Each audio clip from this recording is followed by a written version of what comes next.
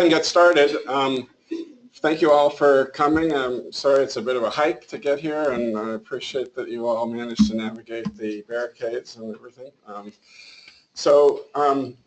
want to just introduce the session. My name is David Chaplin. I'm the director of the Training Academy, part of the CCTS, and this is actually the last session of the Clinical and Translational Science Training Program, which is a 25-week introductory program to sort of introduce people to all aspects of clinical and translational science. It meets from 8 to 10 on Wednesday mornings, and if you haven't been through the program, you're welcome to come next year. Most people find it pretty valuable. Not everybody finds every session valuable because we have a very diverse community who participates, and we try to go over really almost every aspect of translational science in an introductory way. And one of the reasons to do it is to introduce you to experts on campus who you can use as resources for getting more information about the specific areas we talk about. It includes you giving a presentation of your own research project, whether it's one that's in development or one that you've actually got data for, and gives feedback on those processes as well as introducing you to general aspects of translational science. So the goal for today is to help you see what the process of an NIH grant review means for the way you may want to write your own grant applications. And I think if one of the main things I hope you'll get out of this is recognizing that the grant review process really is here to serve you and the general scientific community to make sure that the best, most thoroughly well-conceived science gets funded. It's not a perfect system, obviously, and you'll see where some of the weaknesses are as we go through. I'm going to serve several different roles. I'll describe what the different kinds of people are who are involved in the grant review system, but I'm incredibly grateful to our three reviewers. One of the processes of the grant review process is that the study section introduces itself to each other at the beginning of the session so that everybody knows who has what general area of expertise, who they're going to be working with. Usually these committees meet for 2.5 days or so and really work incredibly hard. And while the process is not particularly gentle to people whose projects need a lot of work, the reviewers are here to try to make sure that everybody gets a fair hearing and that the best science gets funded, and to give you feedback on your project so that you can, on your proposal, so that you can write a more successful proposal going forward. It's quite uncommon that people get their grant funded on the first submission. Almost everybody, you obviously have to get a thick skin and recognize that the information that you get from the reviewers is, you may disagree with it violently, but it usually means that somehow the ideas that you tried to get across weren't so easy for an educated scientist to understand. Resist the urge to dismiss the comments of the review group as being irrelevant and poorly thought out and not insightful and that they didn't read your grant carefully. The fact is they're reading somewhere between 8 and 15 grants, which each one probably takes 3 to 4 hours for them to review thoroughly, doing that in over couple of weeks before they come to the grant review committee meeting. And one of the messages here is that you need to make it really easy for them to get out of your application the information that's important. So just for my interest, so I think all of you signed up for this class through the Eventbrite. Did you have a chance to look at the short video that the NIH puts forward regarding the grant review process? Maybe if you could just put your hand up if you saw that. Okay, so not everybody, so that's fine, but I just encourage you to look at it. So if you can't get back to the Eventbrite invitation, it's a YouTube video, and if you go to YouTube and just look up NIH grant review process, you will see it's about a 15-minute review, and it really tells you the basics of how the review process works. So I'm going to spend a couple minutes just going over some of the details of that so that you understand how things work, and I'll invite the panel to chime in about a couple of issues as we go through.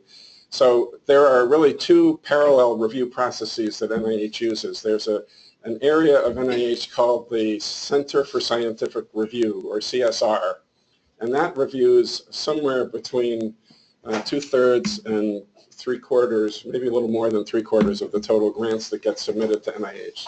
So it is separate from the NIH institutes, and it serves as an independent review body. Now, it uses a lot of communication with the institutes to try to make sure that the review process is meeting the needs of what the institutes want. The review panels are often lodged primarily in an area that fits within one institute. So, for example, in my area, immunology, there are cell and molecular immunology panels A and B, which cover similar stuff. There's just too much material for one panel to handle, so there's an A and a B panel. They handle things that are mostly under the National Institutes of Allergy and Infectious Diseases, NIAID, but include grants from other areas from other institutes when they fit into the themes of that study section. Then the individual institutes also have their own review process that they use when they put out a targeted request for applications. So there are specific programs that an institute will put forward. So, for example, there's a big asthma and allergic diseases cooperative research center program, and that program is reviewed by a study section that the NIAID puts together on its own. And they function very similarly. The people on the panels don't really see that they behave any differently, and from your perspective, they're pretty similar. But I think one of the things I'd like to highlight is that those processes are, they all ask you to be responsive to a call for applications, and it's worth your time to read the RFA, the request for applications, carefully, even when it's an investigator-initiated grant, the standard RO1 or R21 or R03 grant, where you just submit a grant that's your own idea, because you will want to know that your ideas fit somehow into the format of the grant application you're submitting to, but also that it fits the scientific areas of interest of the institutes that use these review committees. So if you know that your grant is, for me, I would go to the NIAID website, nih.gov/NIAID, and there is a whole section on priorities for the institute, and read through and make sure that some of the things I'm thinking of submitting for have something specific to do with the priorities of the institute, and then I know that it would make sense to include some of those words in my application, even if they don't absolutely fit exactly what I'm going to be talking about. Because one of the things we'll talk about as we go through this, there are times along the grant review process where an NIH administrator can rescue your grant from being just below the funding line to getting to be above the funding line, because what you do fits the priority of the institute. So don't waste your chance to show that you fit their priorities, because that could help you down the road. Okay, so the CSR, there are, the way NIH is set up, there are program officers who are people who develop the institute's different grant initiatives, and who specify what the priorities of the institute are. Those are the people that you can talk to for guidance about how to write your grant in the way that will be most responsive to the request for applications. They are people you can talk to after the review process to get feedback on what really happened in the review meeting, and what does the summary statement that you've received really mean.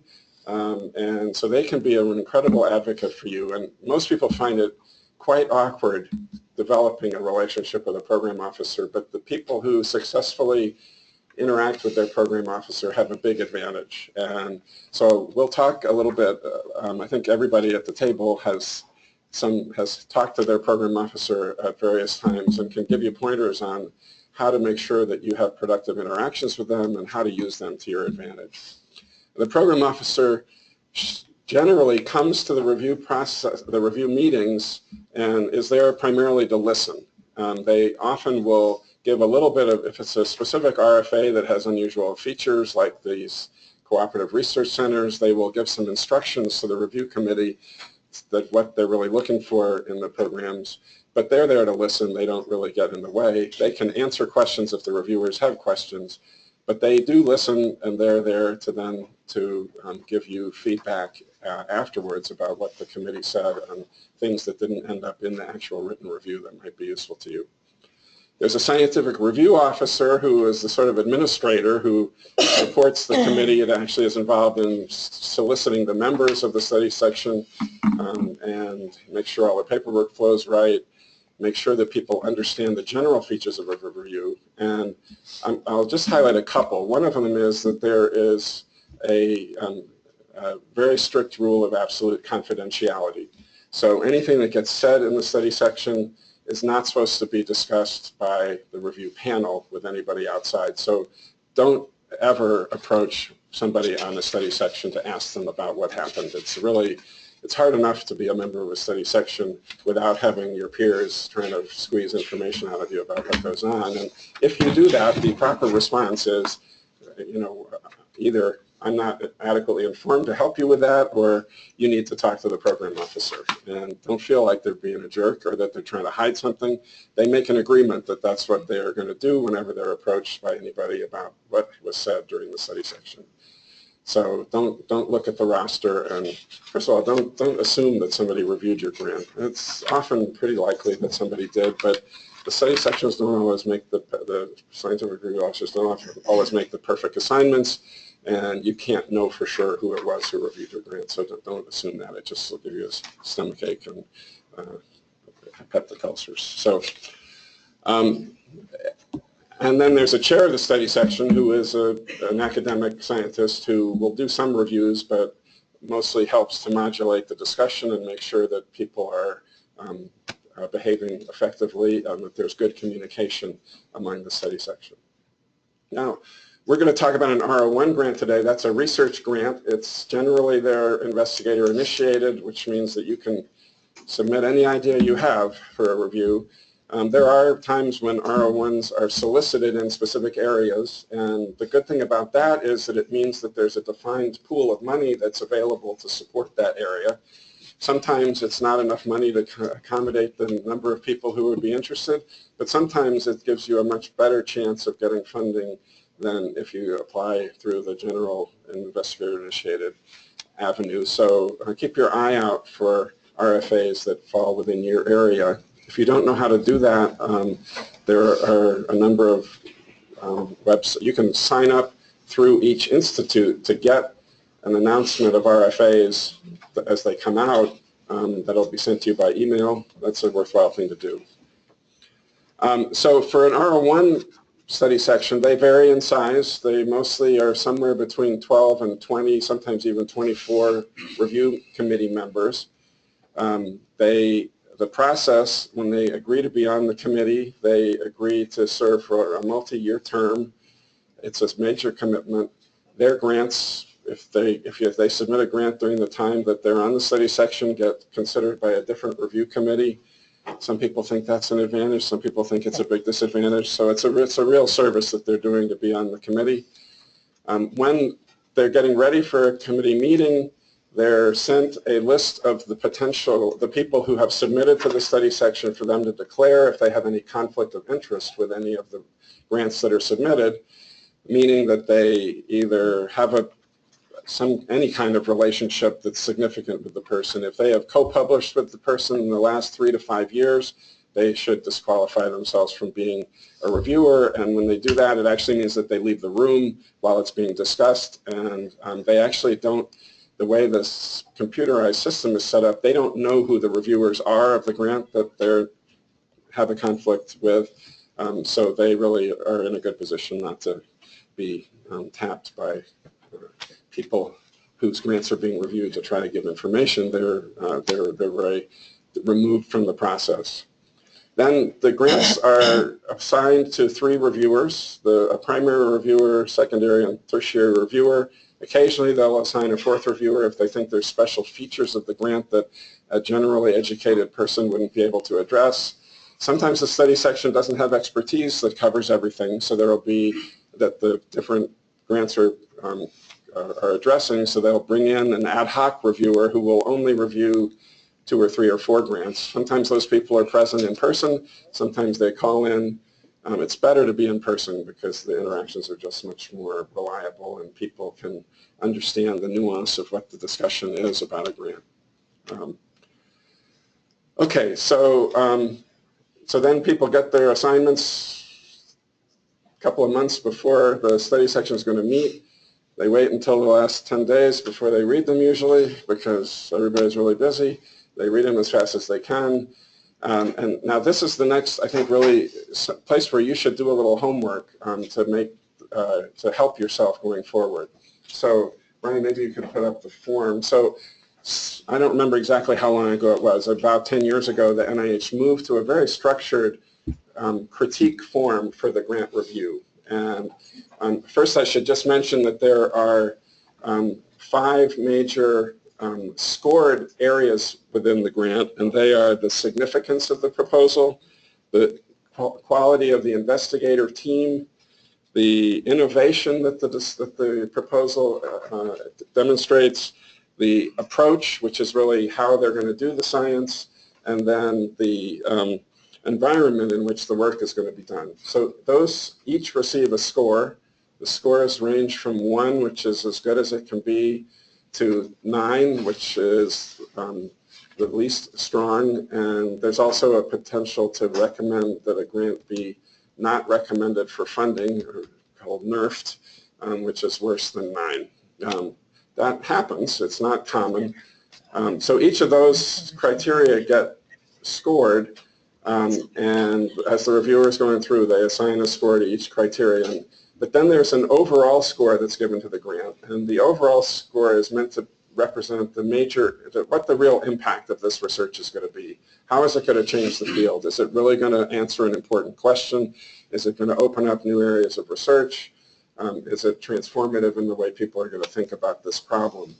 And the overall impact score is the one that counts for whether you get funded or not, and almost never is the arithmetic average of the 5 scored criteria.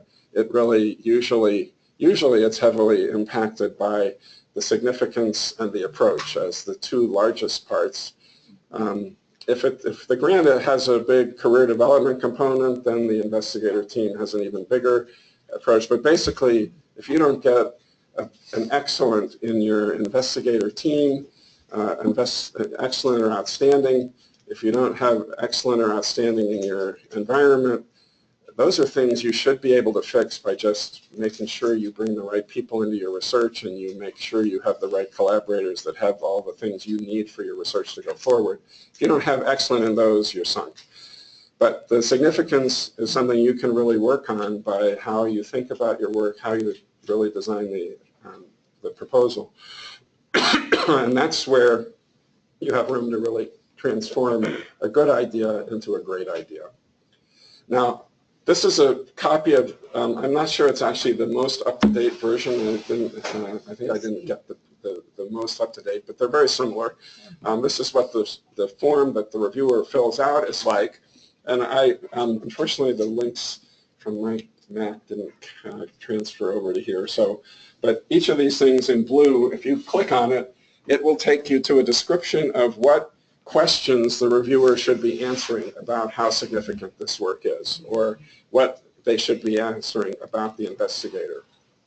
So I really encourage you to look at this, because the reviewers need to get this information, and if you know what they're trying to find and make it really obvious in your application, use the words that they say. If you're supposed to be saying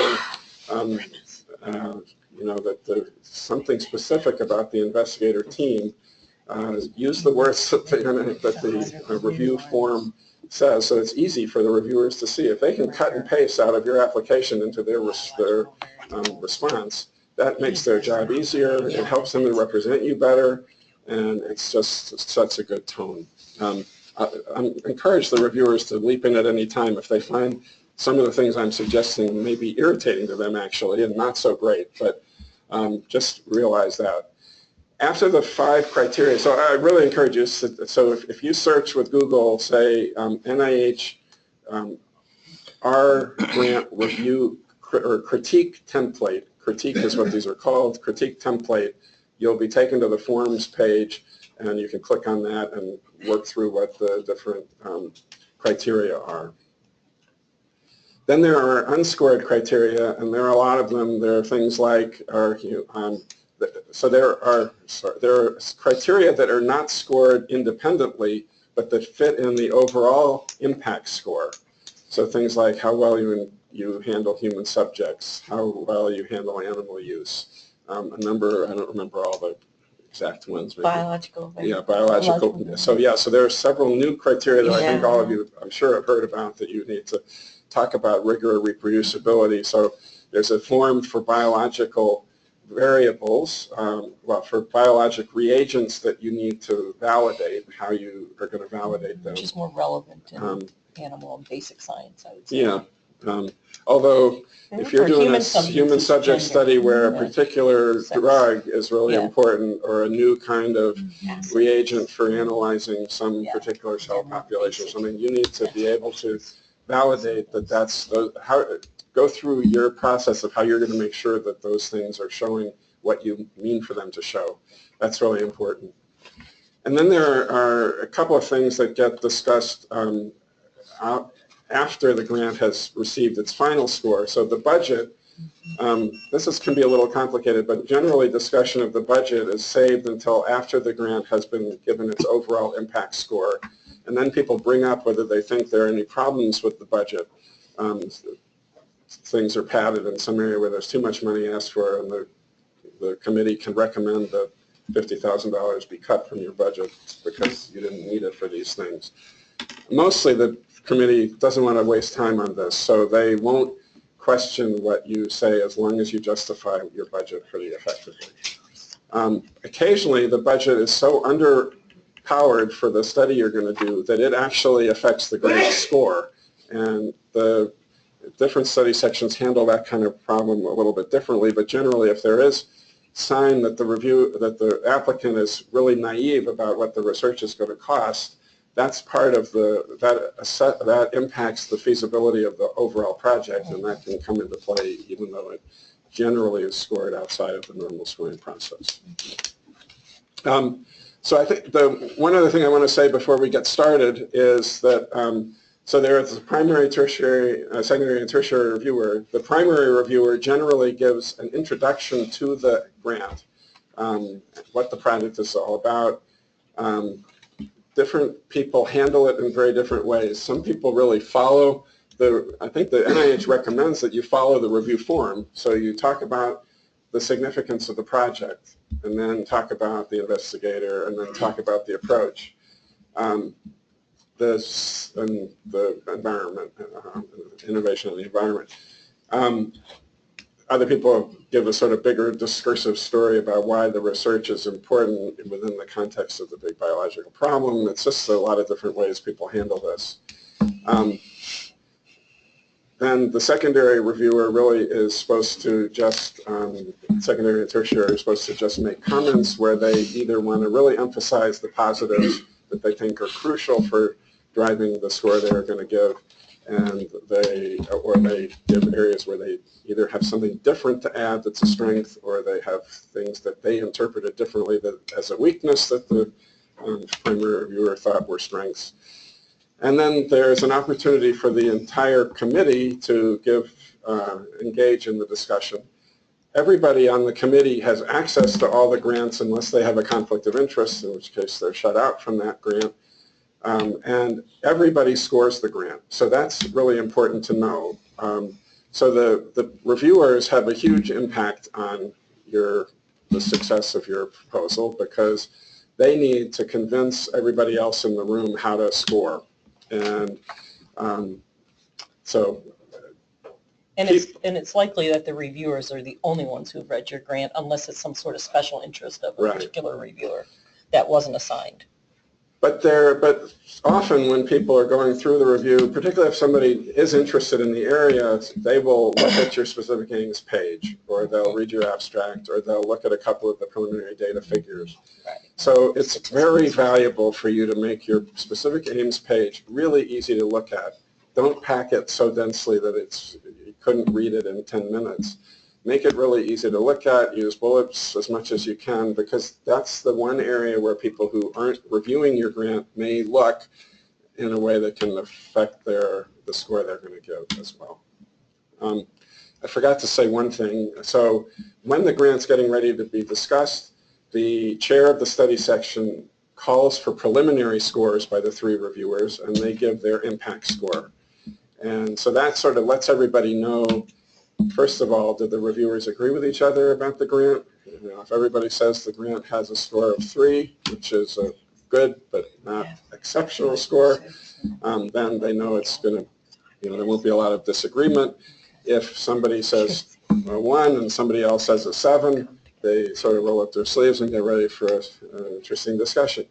And then after the grant has been discussed, after the committee members who didn't review the grant have had a chance to ask questions for clarification, then usually the study section chair gives a small summary of what was discussed, the strengths and weaknesses, and then the final scores are given, and then they come back and talk about the unscored criteria. Okay, so what this means is that there can be quite diverse opinions among the 3 reviewers, and the members of the study section make a judgment of whether they're going to vote at the top of the range or at the bottom. Now, so let's say we have the situation where there's a 2 and a 3 and a 7 are the scores. That's 2 to 7 is the range. What the study section requests is that if anybody plans to vote or score outside of the range, they raise their hand and explain why they want to go outside the range. Now, it would be pretty rare in a 2 to 7 that anybody would score outside the range. But if it's say it's a 3 to 4, and somebody in the audience has brought up some point that was pretty germane that really either raises the priority or reduces it, or if you may not have wanted to say very much, but you have a pretty strong opinion about the grant, you can decide that you think the grant should be a 6.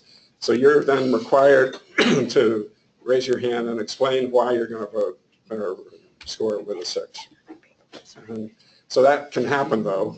And so the numeric average of the committee can be pretty different from the numeric average of the 3 assigned reviewers, depending on how the committee feels as a whole.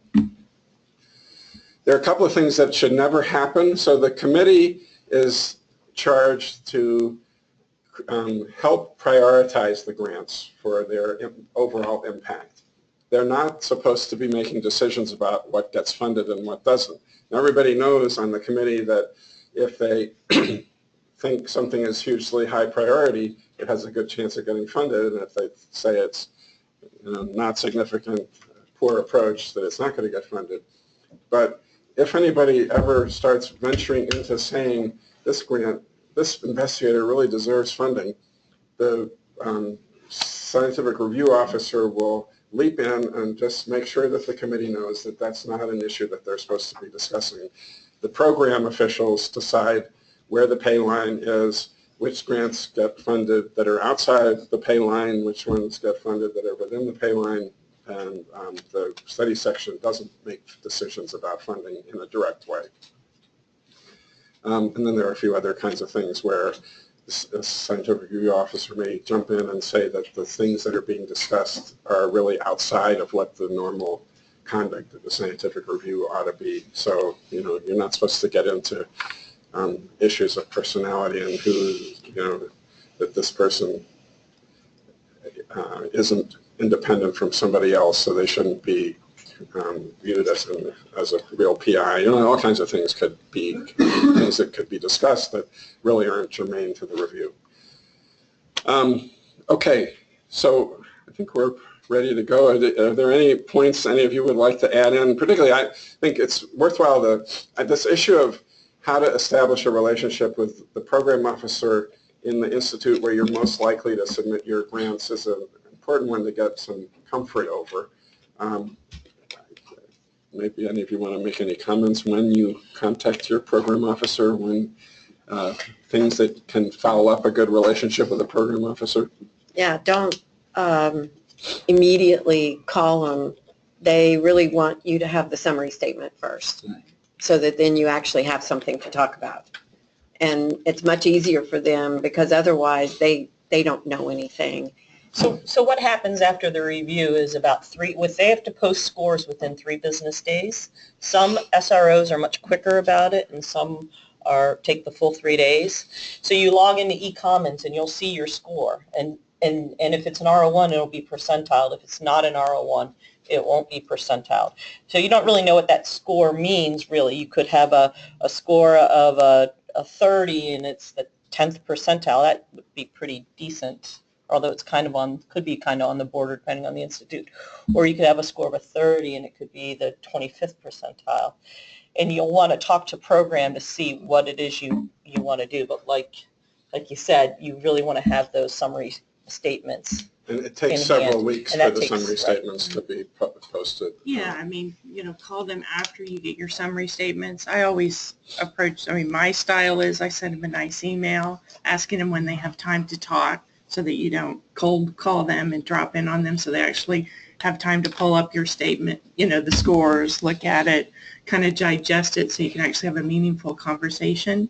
And my postdoc advisor always told me to be very nice to the people at program, because you can imagine they get calls from people all the time saying, why wasn't my grant funded? Why was the score so poorly? So be very nice to them. They deal with a lot of angry and irritated people over the phone. And so I think, that's just good advice always, but be nice to these people. They carry out a very important job, and they can be your advocates. It's happened to me in the past where I was just below the pay line. I was a new investigator, and they funded my grant. They, pulled it out and funded it. And I think it was because I really had developed good relationships with the people at the institute that I get funded from. And it's not all just buddy-buddy stuff, but it's that through the relationship that you form, you can help them to understand why your work is exciting. Everybody comes to this, the program officers have all been scientists. But they all have areas that they know really well from their scientific careers, but they don't know the full diversity of what the Institute funds, and so you need to help them to understand why what you're doing is really important. There was a question over there. Call them every time you submit a grant and after you get the summary sheets and talk to them? Or email, yes. Yeah, call or email. Before submitting to talk to them about Yeah. the games and so on? I think it's important to talk to them before as well, especially if it's in response to like an RFA or a particular PA that's more narrow, PAR. I think it's important because sometimes it's not as clear what it is, especially if there's multiple institutes that have signed on for an RFA or a PA, and you want to find out would this be better at this institute or maybe another one that's listed. And then but you want to also have your specific aims page kind of done, so you're not just calling them up to sort of actually even email it to them and then set up a date to chat with them. But and in response to the RFA, I read this whole RFA and I'm like, oh my, this is exactly what I do. This is wonderful. And I had an aims page all ready to go, called up the PO, sent an email, then had a phone conversation set up, and I'm chatting away, just all excited about this research and that they actually wrote an RFA that fit my research, right? And he's going, no, this isn't what we had in mind at all. I was devastated, but saved me a month or two of my life for not submitting this grant that they were clearly never going to fund, and the reviewers would have said it was non-responsive. So even though what I read looked exactly like what I do. Yeah, sometimes those PAs and RFAs aren't written very well. So it is good to talk to them. And sometimes they want them to be a little bit vague so that they have a lot of flexibility for what they can do with what they get. So they take great pride in the portfolio of grants that their area funds. And So they would like to help you to be the most responsive possible to their grant, because their funding opportunity, because it helps them to have really strong science that their area is funding. It's particularly valuable if you're submitting to a career development award, a K grant or a T, an individual F award, to talk to them about the different components of those grants. So we try to alternate years. One year we'll talk about a research grant, one year we'll talk about a career development kind of award in these sessions. So feel free to come again if you want to hear more about a career development kind of award next year. But they can really help you to be sure that your mentoring team is right, that the kind of academic plan you have for your career development is the kind of things that people think is a good use of your time, and that you're not overwhelming yourself with too many academic things, and just to get perspective. It's also, not everybody does this, but if you happen to be in Washington and you want to drop in and see face-to-face and talk to them, that's totally encouraged and can be helpful as well, because a phone is an imperfect way of communicating. One thing I was just going to add, before you get all excited about a potential project, you'll obviously go to the literature and make sure that someone hasn't done your exact study. But another place you should check is called NIH Reporter, which lists all the grants that NIH currently ever has funded, really, over the last, 30 years or something. But it will put stuff that's in progress that may not be out in the literature yet. And you'll see their abstract, and you'll see who's doing the work. And therefore, you can also talk about in your application how there might be this one study that's sort of peripheral to what you're doing that NIH has funded, but nothing that's out with your specific. And if obviously you don't want to submit the same thing that someone is currently working on. The other thing to think about is that you want to make NIH look good, or this institute, or whatever this group that this program officer is the head of, because you're making them look good by publishing your work and having impact on the scientific process.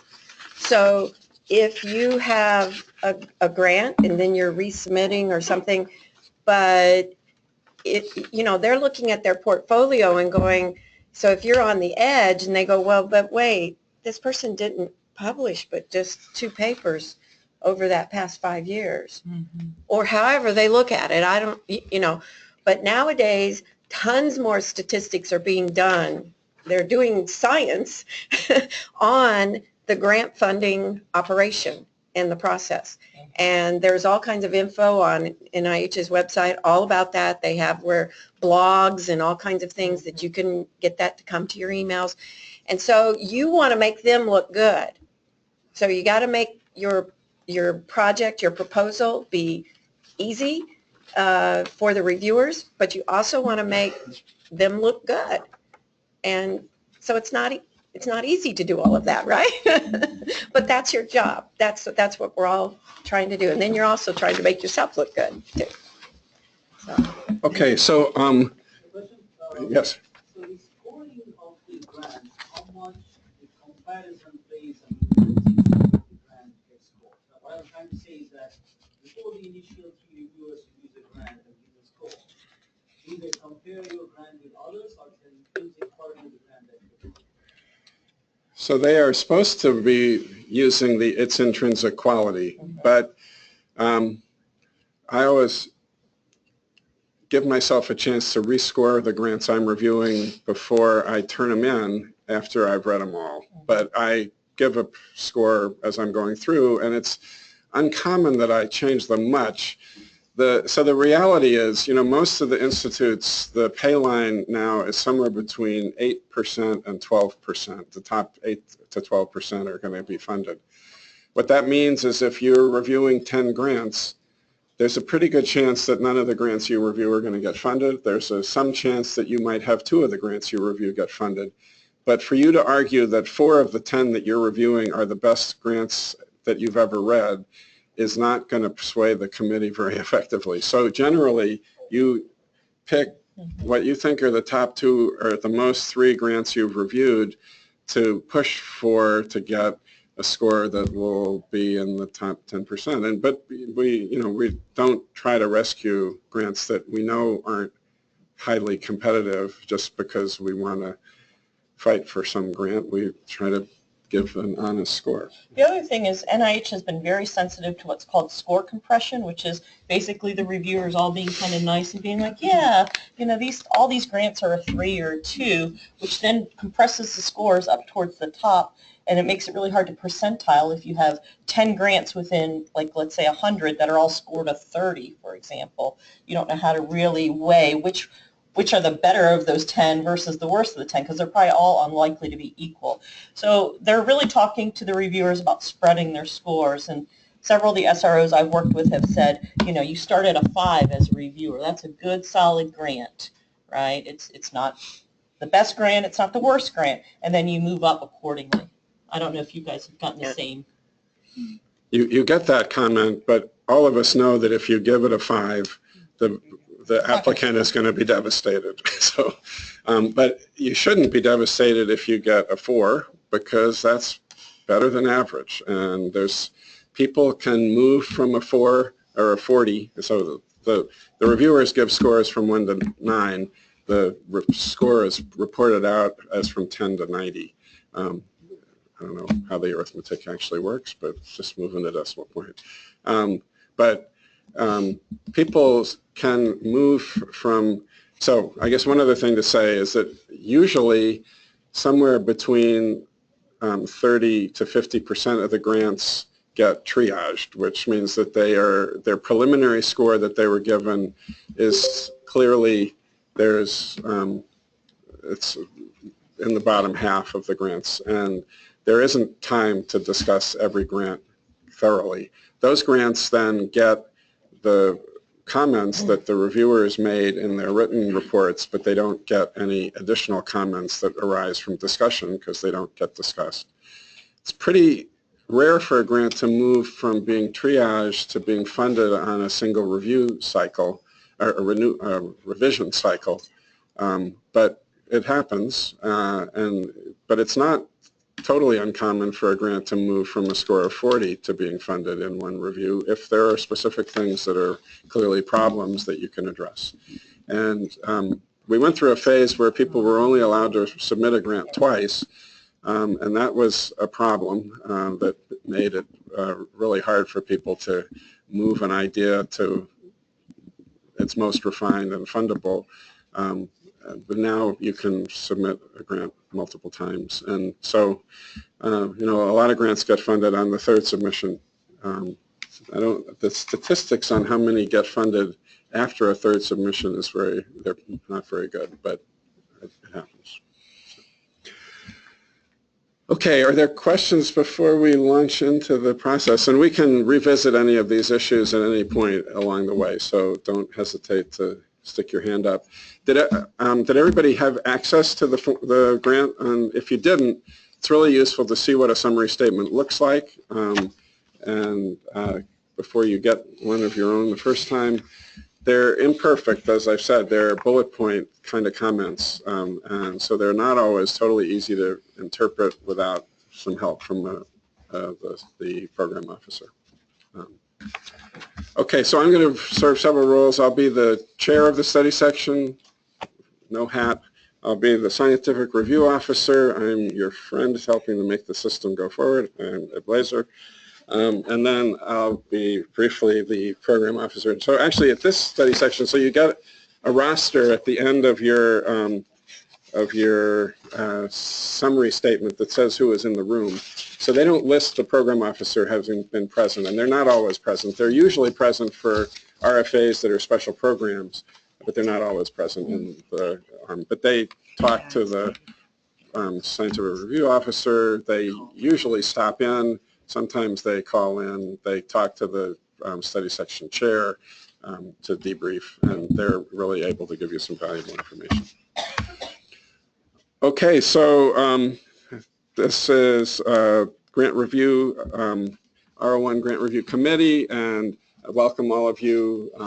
Want to introduce our scientific review officer, who will go over several of the general aspects of the review process. The scientific review officer is Kim Hammond. So I'll turn it over to Kim. Thank you all for coming. I want to just remind you of a few important points. So you've all had a chance to identify conflict of interest. If during the course of the review you identify a conflict that you didn't realize before, please raise your hand and make that known, and we'll ask you to remove yourself from the room for the discussion. Otherwise, we'll go forward. I remind you all that the purview of this review committee is to judge the scientific quality of the applications, and our job is not to identify which grants should be funded and which ones shouldn't. So I ask you to not make comments along those kind of lines, but just really judge each grant as it's based on its scientific quality. Please remember to use the full scoring range. As you've heard before, you should start each grant assuming that it has a score of 5 for its overall impact, and move your score up or down depending on the how you feel the quality of the grant is. Just to facilitate clear communication, I would encourage people to say that that an improved score rather than a lower score. Some people think lower means worse, whereas in our numbers, obviously, a lower number is better. So to avoid confusion, say I worsened my score or I improved my score, and that way we'll communicate effectively. And please make sure to participate in all phases of the review. If you're not an assigned reviewer, I hope you'll feel free to be part of the discussion. Okay, so there isn't a program officer here, so I'm not going to wear that hat. Okay, so before we start, I want to just have everybody introduce themselves. So my name is David Chaplin. I'm a professor in the Department of Microbiology at UAB. My area of expertise is in asthmatic inflammation. I'm a general immunologist and allergist, and have worked primarily on the role of innate immune cells in asthmatic inflammation. I'm Karen Cropsey. I'm in the Department of Psychiatry. I'm a clinical psychologist, and I would never be reviewing a grant like this, just FYI, so take heart. My name is Shannon Bailey. I'm a professor in the Department of Pathology, and my research is in fatty liver disease, particularly mitochondrial metabolism, but also lipid and glycogen metabolism, and we've also done a little bit looking at circadian rhythms and how they play a role in liver metabolism. And I'm Jennifer Pollack. I'm in the Department of Medicine in the Division of Nephrology, and my research is on nitric oxide, vascular biology, and there's a possibility I might review a grant like this. Okay, so I'm going to step out of my study section role for just a second, and just to highlight that the reviewers are human too. And for me, there are two crisis points in the review process. One is when I submit my scores for an application. And so what happens is the grants come to you through a web system, and then you upload your scores and upload the grant review document into the system. And there's a time, the review phase, where the system is open to accept grants. To accept the reviews, and then you enter what's called the read phase, which is usually 3 days or so before the study section meets. And during that time, you can see what all of the assigned reviewers, what their reviews are and what the scores they gave are. Although you still can't tell who reviewed. You don't know who is the reviewer. You know it's R1, R2, or R3, reviewer 1, 2, or 3. And so you know what the other people's scores are. So the last thing I want is to have given some grant a 1 and to find that both of the other reviewers gave it a 5. And because we all rely on some sense of dignity as a reviewer and we want our opinions to be mainstream and to be respected by our peers in the review process. So you know that we put ourselves on the line when we review a grant, and so that's one crisis. The next is when it comes time to discuss the grant. So rarely is a grant absolutely right up our alley. Now, some people think that you're at greater risk if you are if your reviewer knows too much about what you're doing. I think that's generally wrong. I think the more somebody knows about the work you're doing, the more they're able to really highlight the strengths of what you're doing and why it's really important. So in general, you know, if there's somebody who you have had a problem with as a competitor, you may not want them to be your reviewer. And you can actually, specifically when you submit your application, ask to have a couple of people be excluded as reviewers. I try not to do that because I think it generally creates a sort of sense of paranoia within the system, but there are times when it's a legitimate thing to do. You can suggest people as reviewers in case there's not somebody with expertise in your area, and sometimes the program officer will be interested in that. But generally, just assume that the reviewers are there to help you, and the more they know about what you're doing, the better. Always, I get some grant to review that's pretty far out of my area of expertise, and I hope that the other reviewers have complementing expertise so that the thing I don't know about, they'll have expertise in. And I'm totally free to say that in my review that, you know, this aspect of the grant I really have limited expertise in. I won't say this part of the grant I know nothing about. I'll just say I have limited expertise, and that, you know, that's a sort of a signal that other people should fill in the discussion about that part of the application. But when you start the discussion, the last thing you really want to do is get in a fight with one of your peers on the review committee. This particular application, actually, there's quite a diverse set of opinions among the three reviewers, and we'll try to be realistic about how that's managed in the discussion. And the study section chair plays a role in trying to make sure that there's good communication among the committee. Yes?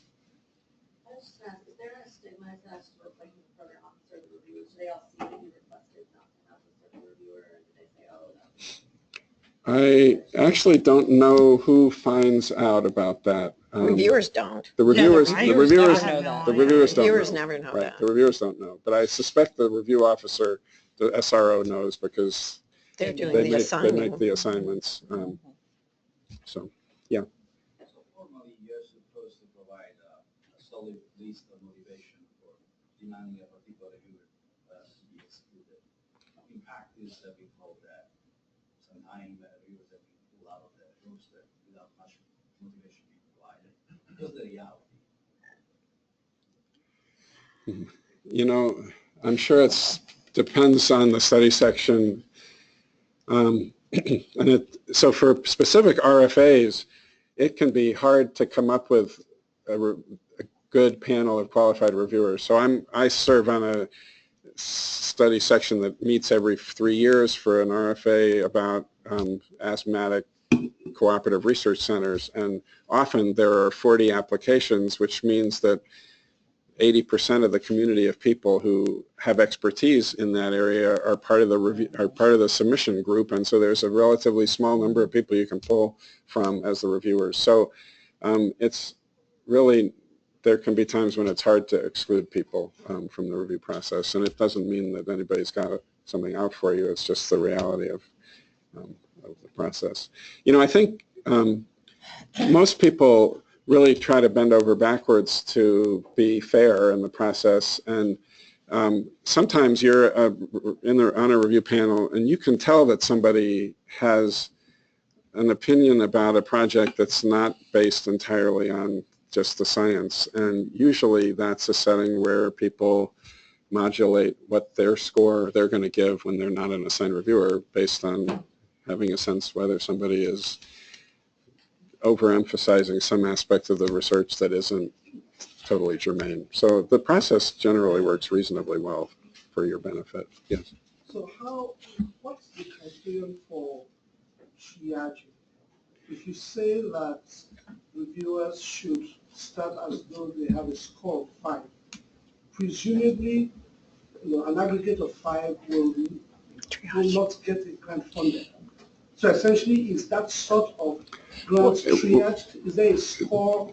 Usually it's the bottom, somewhere between 30 and 50% based on their average score of the first 3 preliminary scores that are given at the submission of the review phase. And also a panel generally reviews multiple mechanisms. So like panels I've been on, we review RO1s, R21s, R34s, for example, even some Ks all within the same panel. And what they'll do is they'll list, and new investigator RO1s get separated out from established investigator RO1s. So they'll take those, like let's say there's 10 early stage new investigator RO1s. They'll take them away from the other RO1s, and they'll generally, depending on where the score's cut, so like if it's like a 4.2 and the next one's not, the fifth grant is a 4.2 and the next grant's a 4.3 and then the seventh grant's a 6, they'll generally go down a little bit more so that all the 4s get reviewed, for example. But the SRO makes those decisions, and then each mechanism they generally do the half of those. Now, I actually haven't been in an RO1 committee for a while, so I'm not sure that everything I'll say is absolutely right for the RO1s. But in the committees I've been in, a committee member always has the option to rescue a grant from being triaged. So the next thing that would happen, I'm not going to bother to spend time on it now, would be that the SRO would say that this number of grants, that the proposal is to not discuss grants that scored below a They'll say, score okay, of we're going to do the such. new investigator RO1s. We're going to talk about the first 6 of these 10. If you have a grant that's listed 7 to 10 and you want to rescue it, please email me and let me know. Don't say it out loud in front of everyone because that identifies you as a reviewer clearly. And then the SRO can say after, at some point, yeah, we've had a request to review grant 9.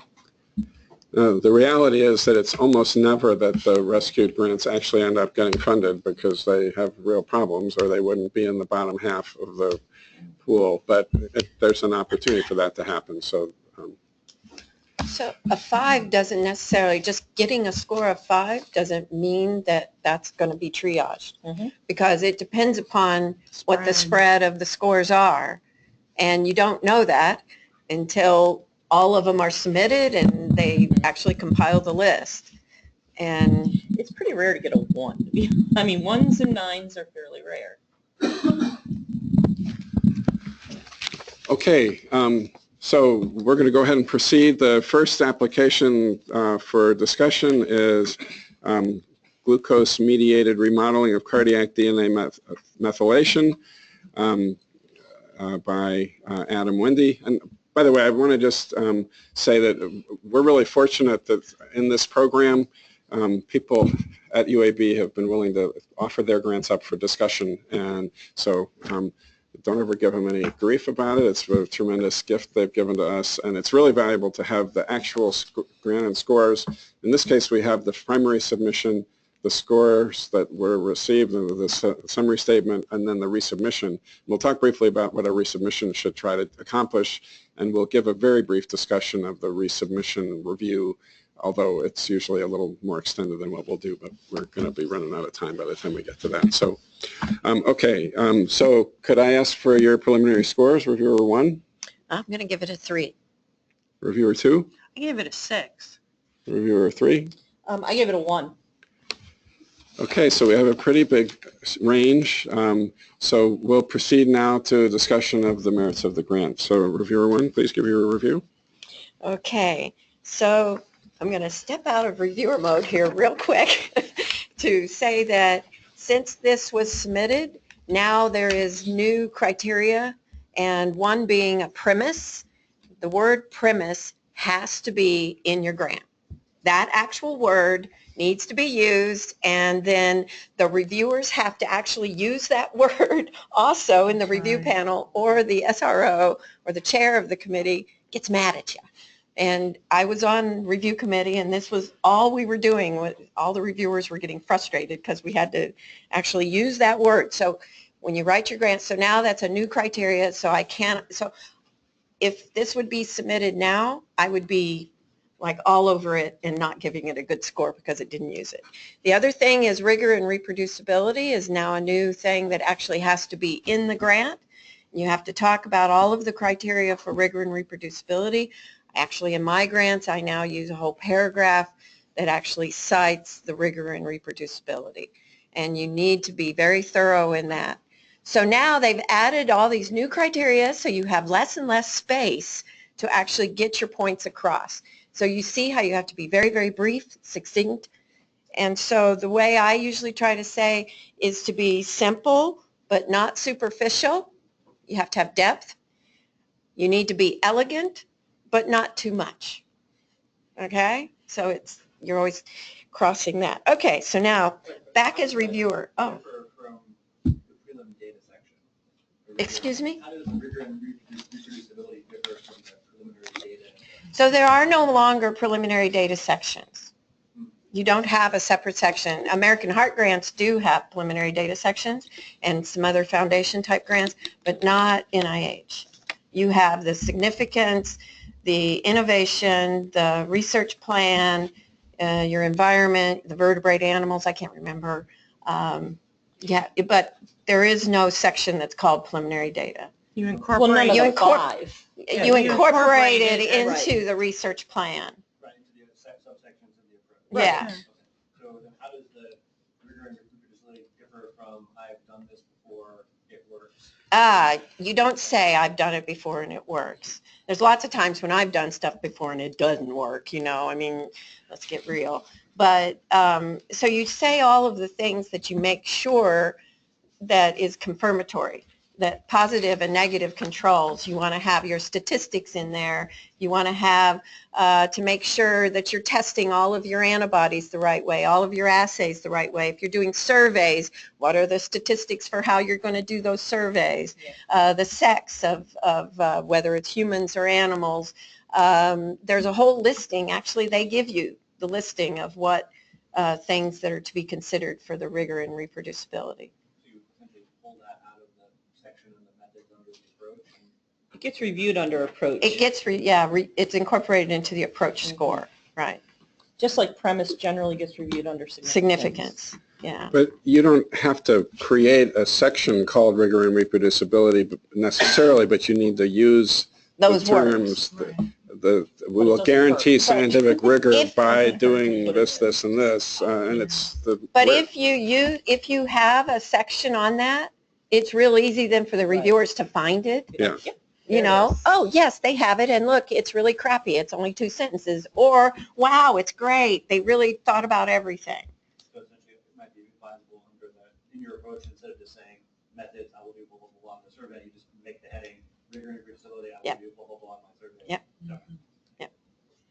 We talked about, like sending someone to another document for those types of things. Oh, you NIH can't do has gotten it. very strict about that Yeah, with you can't. appendices Yeah. or even links. Links are don't They're put outlawed. links. Yeah. I mean, you can put a link to like a standard, like the CDC, for example, but you can't put a link to your lab Right. or anything because that theoretically could identify a reviewer. If me as the reviewer goes and links on, Dr. Smith's lab, theoretically Dr. Smith can see who's logged onto his website. I don't know how they do that, but they've all cautioned us not to do that. Right. Plus, it breaks the rules about the 12-page limit because Right. now, I can go on Dr. Smith's lab and look and see all the wonderful things he does and understand a little bit more about his methods, which is unfair to the other reviewers or other applicants.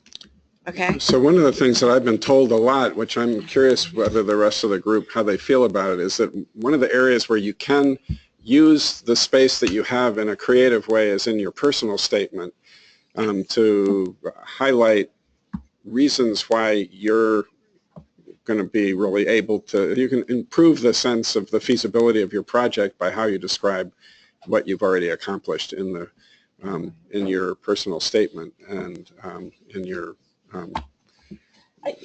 I think that's okay because you certainly now the biosketches have these areas of expertise that you highlight, which is fine. What you don't want to do is put things that should be in your approach in the human subject section. Human subject section doesn't have a page limit, whereas your research plan does. And when I see stuff like the list of measures and how they're going to recruit and all that stuff in human subjects, I get really annoyed, and I actually will make a comment about that should be in your research plan, and you won't get a good score. Yeah. What about citing your work or mentioning? Let's say I do secondary data analysis and I have planning to do a full paper on data pre-processing on that particular data, I'll be writing the grant. And if I publish that part, can I cite that? Yeah. Oh, yeah. For that Yeah. state? Oh, sure. Okay. And you can put that on your bio sketch Yeah, too. that'll be in your bio sketch. You know, that would be under maybe one of these paragraphs that you'd write about whatever it is you're doing, and then you put the publication. You can cite your own work. It's not blinded review. We all know who these people are. So they don't know who we are, but we know who they are. And Okay. it's actually one of the things that's, I think, hard for people is to learn how to talk about why you're the right person to be doing this work, because you feel like you're sounding like a conceited jerk. But and there are people who come across as a conceited jerk with the way they write it, but there are other people who come across as, yeah, this person really has the expertise to do this, and this, if somebody's going to do this work, it's important, and this is the right person to be doing it. So you need to make that clear in what you write, and get. One of the reasons that it's really important to get your peers to read your grants for you is to help you be sure that you're hitting the right tone about things. And if somebody asks you to read their grant, give them real feedback, because it doesn't help them to say this was great when you thought something actually rubbed you the wrong way or you thought something was missing. Give them good feedback. Okay, sorry. Okay, back to reviewer mode. I should have, one other thing, I should have said when I was introducing this that this is a new investigator. So new investigators right now get a pay line that's a little bit improved from the other, from established investigators. It's usually 2 to 2.5 percentage points better, something like that. There's an initiative that's going on right now through NIH to pull aside an additional pot of money that's going to be enough to fund somewhere around 2,000 grants that will be used to fund people who are in the early career or making the transition from their first RO1 to their second RO1, for people in those groups to get a little bit improved funding success. So that's, the committee knows that you're a new investigator when the review's being discussed. Okay. Is there a difference between new investigator and early stage investigator? Yes. A new investigator's never had an RO1. So if you've had a K or even an R21, you're a new investigator, for example. Early stage is within 7 years of terminal. What is that? 10 years? 7 or 10, something like that. 10 years. But they're Of your terminal degree. of your terminal degree, right? Yeah. Right. Okay? Okay. Okay, back to reviewer mode. Okay, so the significance of this grant is that I rated this very highly, and it states that the higher prevalence of cardiovascular disease in diabetic patients is very high, almost twofold. And this is despite all of the overall reductions that we've had in heart disease in the last several decades. So the author of this, the PI, is stating that there's metabolic dysfunction from high dietary sugar, even in the face of glycemic control, and that they want to study what they're calling glycemic or metabolic memory. So I'm going to professor mode here. So what that was those statements were right there at the top of his Ames page, and that's the why of the grant. So you want to have your why right up there at the top, and it's always stated in a very similar manner. The second part is the what. What is he studying? Glycemic metabolic memory.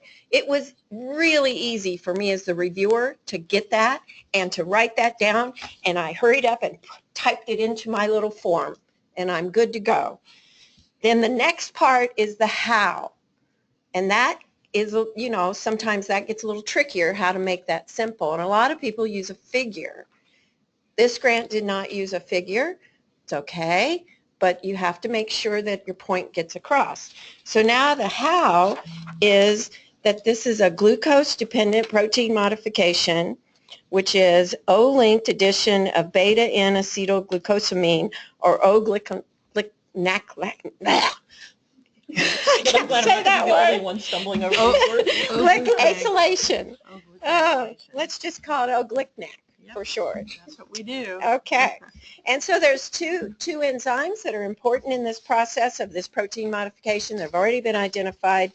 OG transferase, or OG-ACE, which is the transferase adds the acylated group and the ACE removes it, just like what you would think from biochemistry.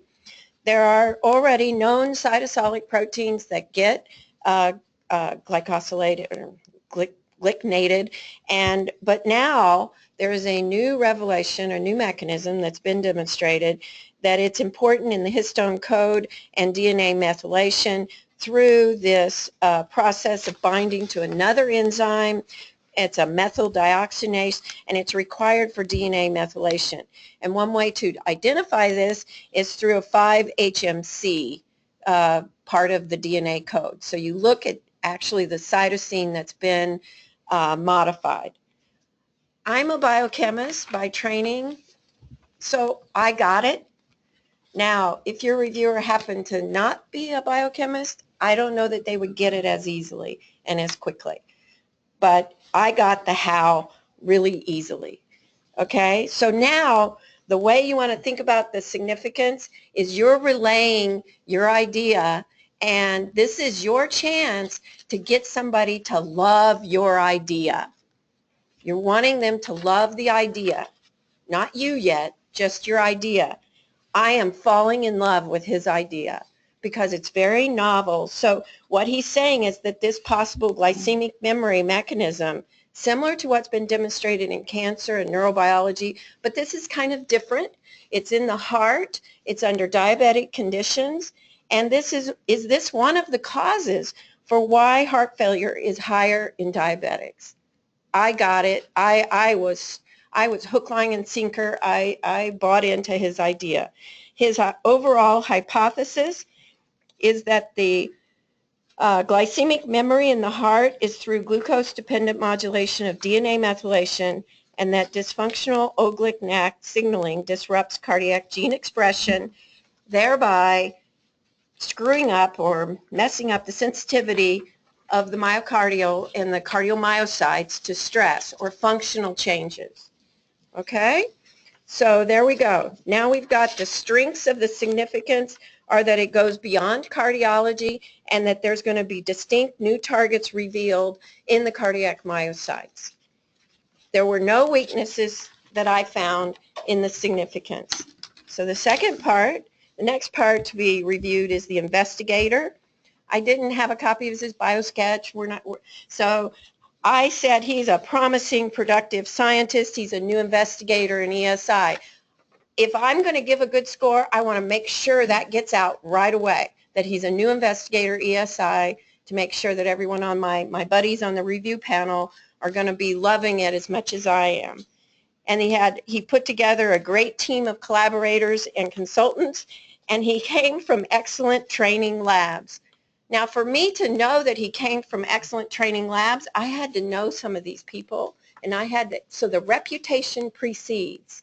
So I had to go off the biosketch or the reputation of these other scientists. So I have to be a plugged-in scientist to know that these are reputable people, right?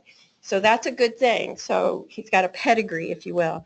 So now the investigator and the innovation parts are where you're trying, as the PI, you're trying to relay that you want people to love you and your niche or your potential. So it's your niche and the potential for your research. But they're falling in love with you and your potential because they got to go out there and say, none of those other grants are any good. This is the only one that's really good. So you got to really get them to love you and your niche. Okay? Did you have a quick question? Yes, I'm sorry if this is sensitive, but I just noticed something about the investigator. A former mentor of the investigator is the chair of...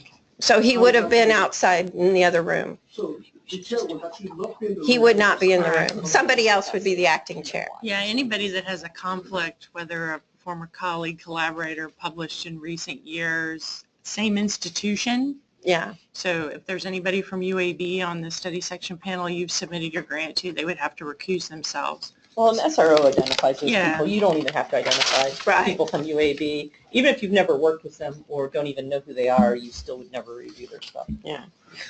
Okay. It's a basic science grant, so I know nothing about the science, and I go into a seizure right now and say molecule name. It's okay. Are reviewers when they assign them, if it's an outcomes grant or if it's a science grant, the reviewers tend to have at least expertise in that. Oh, yes. Oh, yes, yes, They- yes, yes, yes, yes. That's no question. Yeah. Okay, so back to reviewer mode. So- oh, no, okay. So I'm going to, as the study section chair, I'm just going to ask that we try to focus a little more since we're going to run out of time if we go Yeah. too much Okay. comment. But don't hesitate to ask questions as we go along. Why don't we explain our rationale sort of Okay, so- afterwards? Kind of, let's make it Yeah, look let's like a get real through the review. review. Okay. And not Yeah. educate as much and then educate at the end so that you can see what a real review All is. right, all right. Okay, so then the next section I would do would be innovation. So I thought that this subject area was highly innovative. There was definite roles for how glucose itself is directly modulating this glycemic memory, and that the preliminary data actually was confirmed that this glycemic control was there, or the glycemic memory was there, by having all of the data with the 5MC versus 5HMC of the DNA code, and also there was 3 other techniques corroborating this. And then in the weaknesses, though, for the innovation, I cited that the actual process, or this mechanism of OGT binding to the TET proteins or the enzymes, is more or less well known. It's not known in this diabetic cardiomyopathy issue, but it is known. So therefore, I considered that a weakness. So now the approach. The approach I considered for the aims. Aim 1 was extremely diffuse and was not well planned out, and had to be had to really dig to get the data. So let me concentrate on the strengths. The strengths of the proposal are that most of the tools needed are in hand and ready to go. Preliminary data showed mostly feasible for this research to be conducted. It's investigating the hydroxymethyl sequence is a big plus. That was a very well conceived ideas. AIM 2 was very well written and highly focused and should be used as a model for AIM 1, which I just said was way too diffuse and had too many things going on. Then the many statements were not focused. There was lots of grantsmanship issues. It was very distracting. The loss of function studies were not planned well in AIM 3. The TET-on GLUT4 mouse model was a perfect model. Yes, I understood that. But it actually didn't, the PI did not actually show that increasing glucose in cardiomyocytes actually was some of the problems, that it actually was through glucose uptake. So therefore, I didn't consider that the testing of the hypothesis was very direct. So then my last scores on the environment, and UAB is a perfect place to complete these studies. The overall, I gave the strengths, the cutting edge strategies, in vivo and in vitro modeled experimental design is very well conceived. It's an exciting area. There was some really nifty models that are being used here. It's a great niche area for this PI, and it's an outstanding investigator in a team environment. However, my weaknesses distracted from those strengths, in that the grantsmanship issues made it very difficult to follow with way too much introduction and an overview. The significance and innovation in the overview of the approach were way too long, giving less space for the experimental design and therefore a complete analysis by the reviewer. And it was all way too muddied with the proposed work and because of the brevity of that. And AIM 1 needs to be more focused, similar to AIM 2. So therefore, I gave it a score of a 3. Okay, reviewer 2. Sure. So thank you for that very detailed and excellent overview of the project. So I'll just try and hit on some of the strengths and weaknesses that I saw with this application.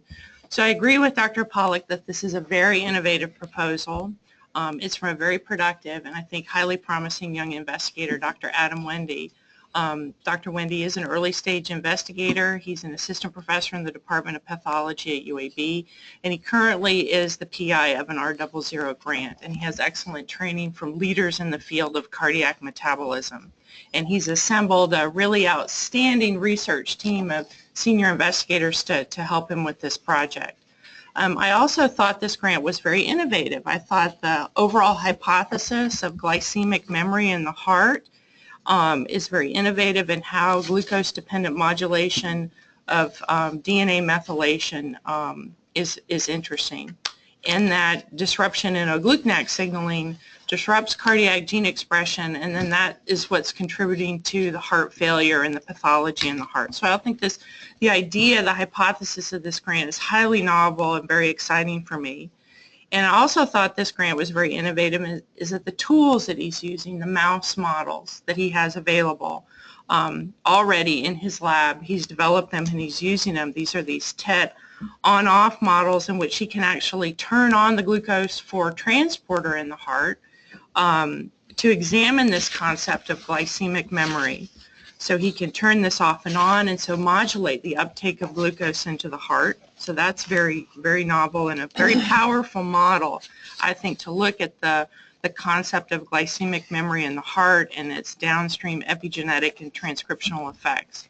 And he's also got another nice model that he's proposed to use in aim 3 of the grant. This is a dominant negative O-glucanase model, which again, he can turn off the enzyme that removes the O-glucanac modification from proteins. So again, he can modulate these O-glucanac modifications, which again, he thinks are responsible for changing the DNA methylation, transcription, and then also the downstream hypertrophy and heart failure he's interested in. And again, clearly the investigator is very strong investigative team. He's got experts in the field. So I think that's all very solid.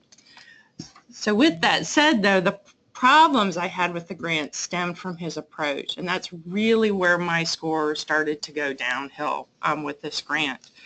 So I've read the experimental design multiple times, and I still can't figure out what he wants to do.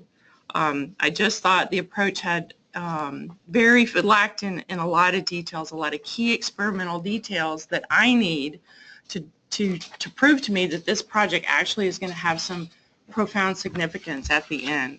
So there's so many missing details, so I can't tell what he wants to do. And he wants to do so many different things in this project, so many different interventions. He wants to look at pressure overload by a banding procedure. He wants to have exercise by swimming studies. He wants to work with isolated working hearts. He wants to do cell culture studies. He wants to look at high glucose and low glucose conditions. And I just couldn't sort it all out, what he wants to do in each one of these aims. It was really difficult for me to keep that straight.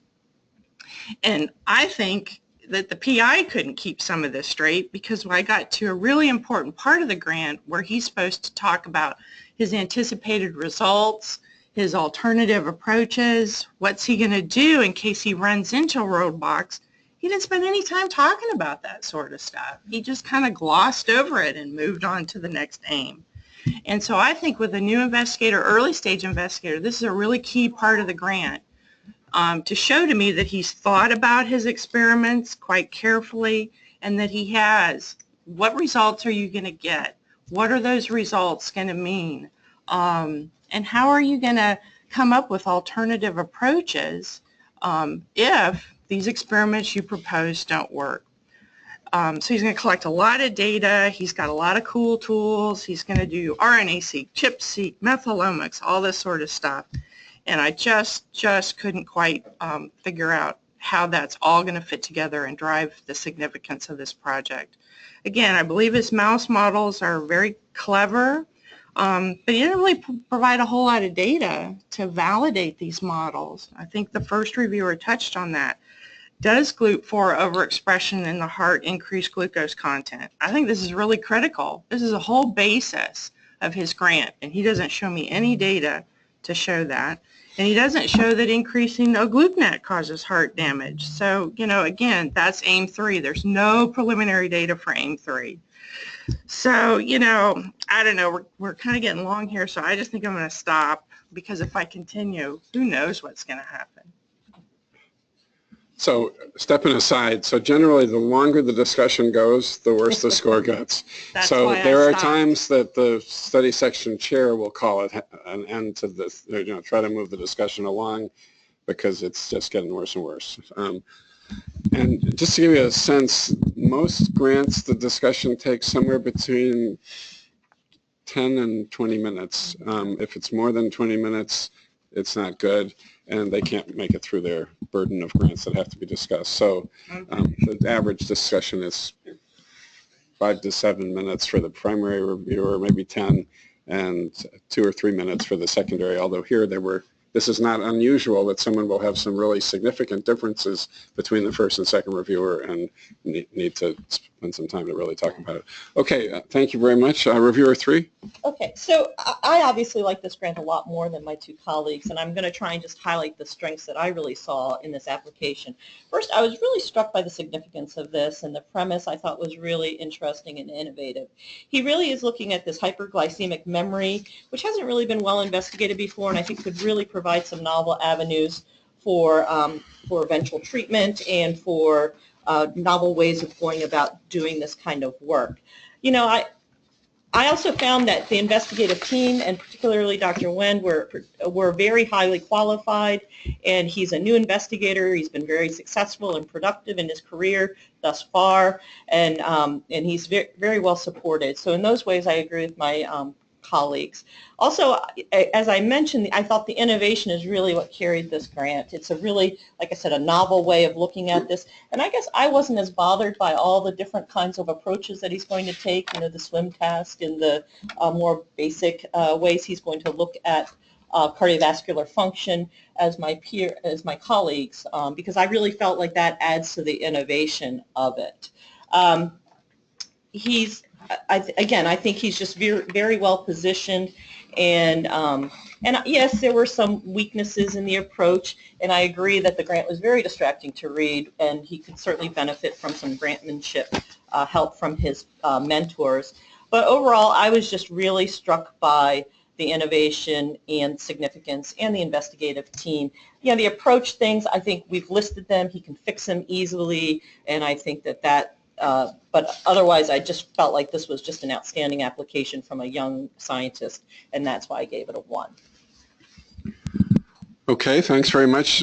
So for the rest of the panel, do any of you have any comments or questions that you'd like to discuss before we go back and revisit the scores? Yes. Yeah, I'm in mind today of this, so I read it from totally no knowledge of the background. The grant was very distracting. Just after 2 days, I was so lost. I was thinking what will happen next, and it's so verbose that halfway through you don't know what's going to happen. After that, I just kind of closed it, even though it was interesting because there was a lot of introduction of epigenetics, but then you don't know how epigenetics you are going to fit into your proposal. You are waiting, what will you do with the epigenetics?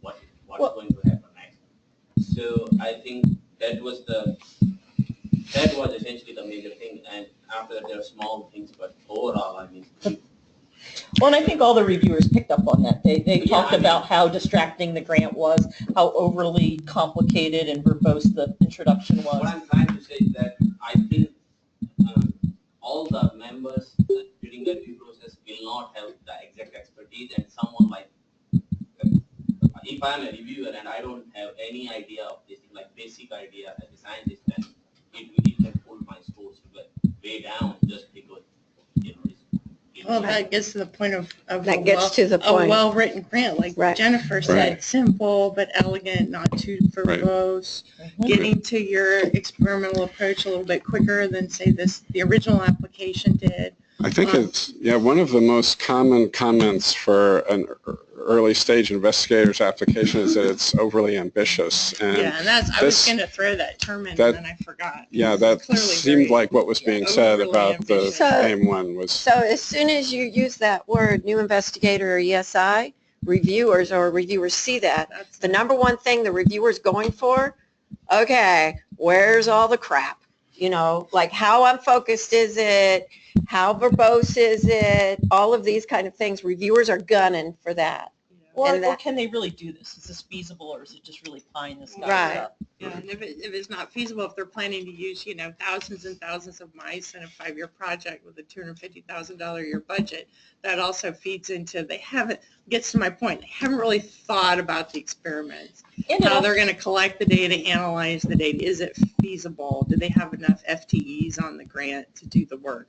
So all those things start to trickle into your mind if you come to an approach that is overly ambitious, too many experiments, confusing, too many experimental groups, too many mouse models.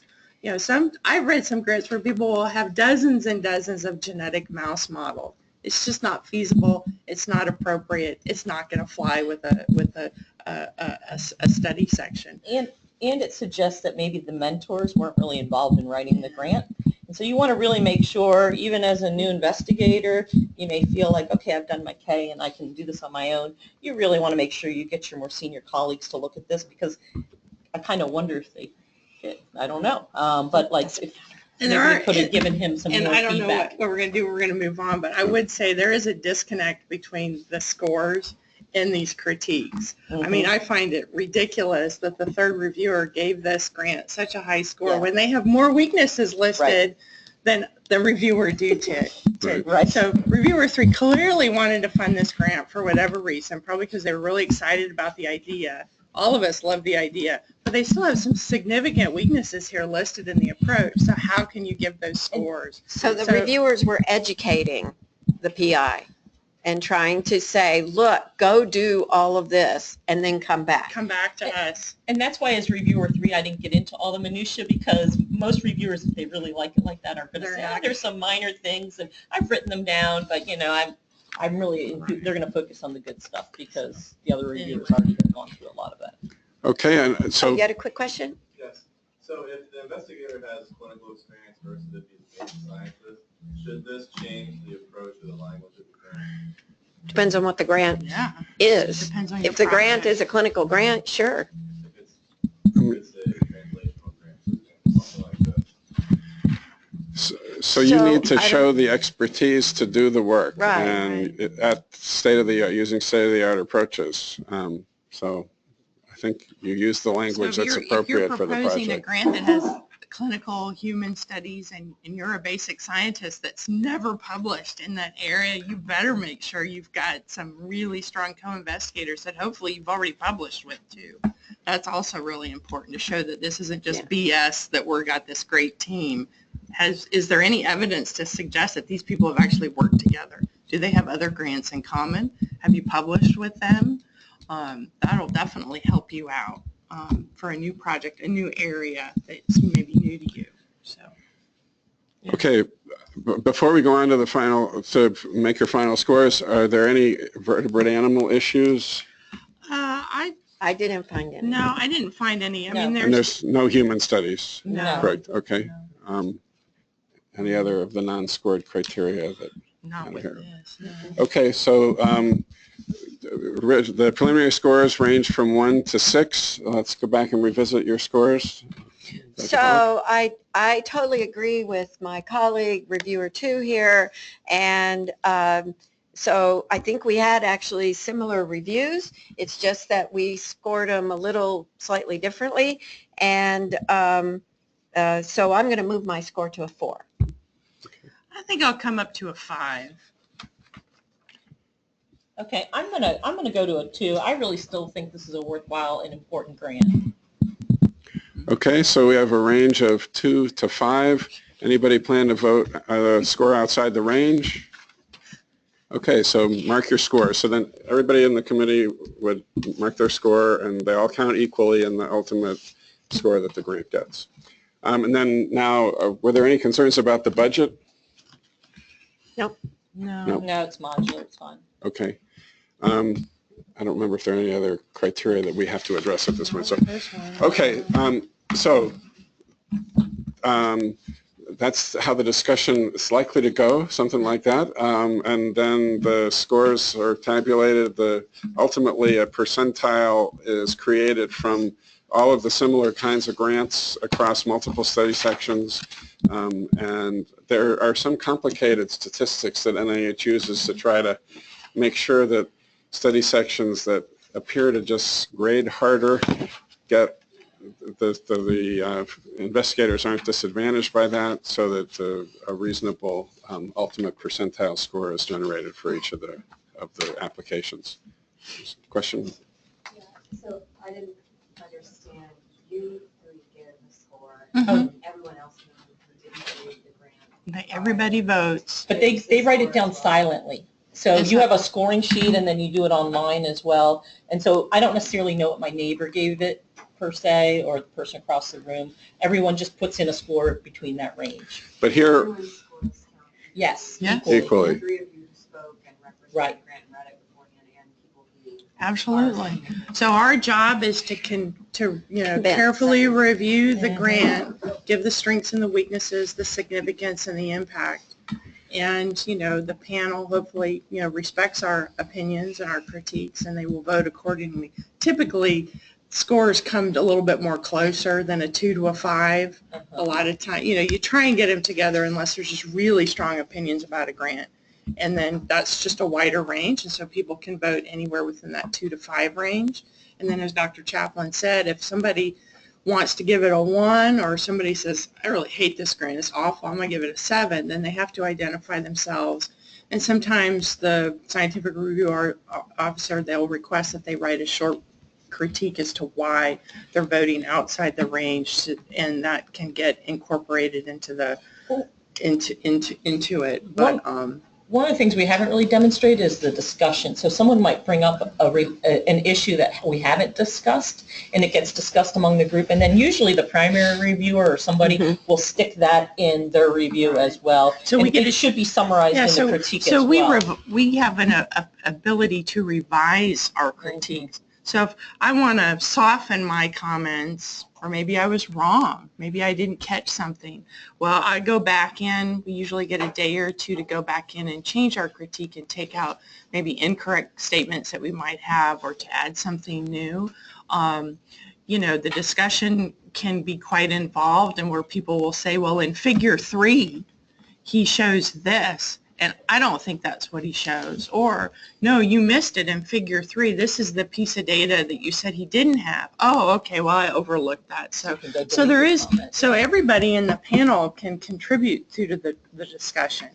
And the idea that the three who are selected to review it beforehand are the most qualified, or have the most. Generally.